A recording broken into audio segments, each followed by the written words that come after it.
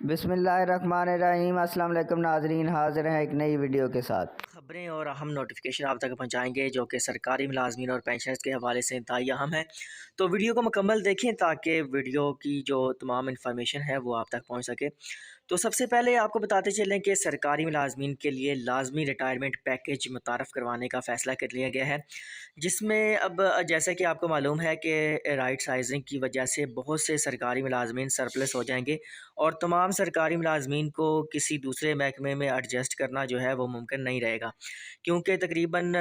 25 ادارے ایسے ہیں جن کی نام سامنے آ رہے ہیں، جن کو جو ہے وہ اب مرحلہ وار جو ہے وہ پرائیویٹائز کر دیا جائے گا، رائٹ سائزنگ ان کی کر دی جائے گی۔ تو اب جو ہے وہ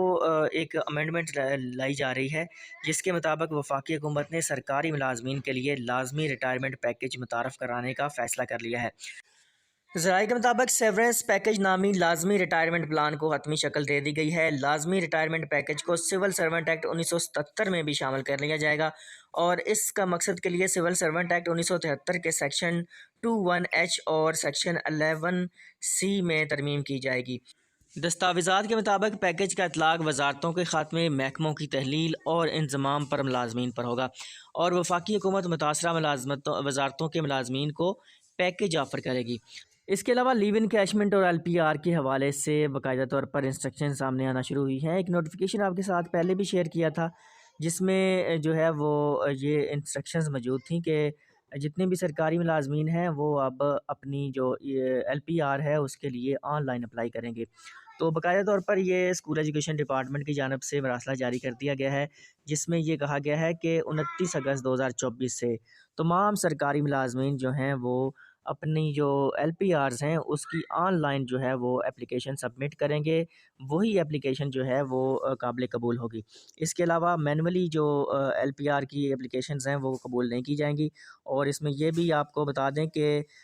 کوئی بھی سرکاری ملازم اگر LPR لینا چاہتا ہے تو اس کو 15 ماہ ریٹائرمنٹ سے 15 ماہ پہلے جو ہے وہ اپلائی کرنا پڑے گا، اور اگر یہ LPR اس کی ریجیکٹ ہوتی ہے تو پھر اس کو لیو انکیشمنٹ کی رقم جو ہے وہ آفر کی جائے گی۔ ادروائز اگر آپ LPR کے لیے اپلائی نہیں کرتے ہیں تو پھر آپ کو لیو انکیشمنٹ کی رقم بھی ادا نہیں کی جائے گی۔ تو ایسے ملازمین جو کہ مستقبل قریب میں ریٹائرمنٹ لینا چاہتے ہیں تو وہ سوچیں کہ اپنا جو 15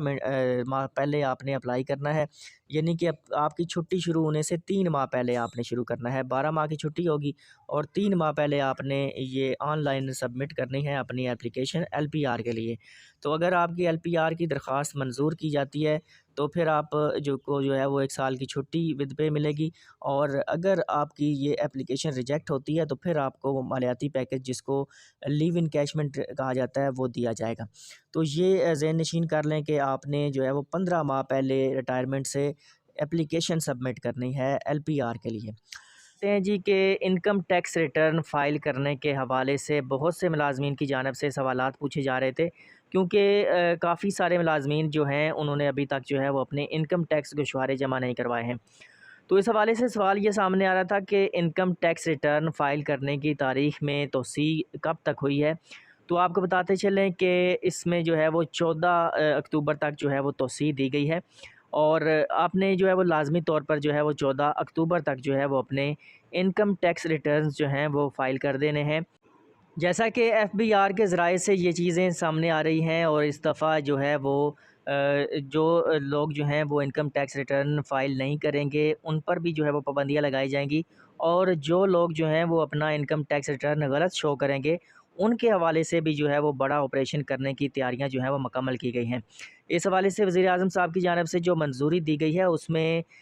پری فلڈ ٹیکس سسٹم لانے کی تجویز ہے، جس میں تمام چیزیں جو ہیں جو بایو ڈیٹا ہے آپ کی ٹرانزیکشنز کا وہ آٹومیٹیکلی جو ہے وہ آپ کے ریٹرن کا حصہ ہوا کرے گا، لیکن اس حوالے سے جو ہے وہ ابھی منظوری دی جا چکی ہے، اور یہ جو عمل ہے وہ آپ اگلے ٹیکس ریٹرنز میں کر سکیں گے۔ لیکن ابھی سے جو ہے چیزیں جو سامنے آ رہی ہیں اس حوالے سے یہ بات کنفرم ہے کہ اس دفعہ جو انکم ٹیکس ریٹرنز فائل نہیں کریں گے ان کے لیے جو ہے وہ بڑی پابندیاں جو ہے وہ تجویز کی جا رہی ہیں۔ 15 بڑی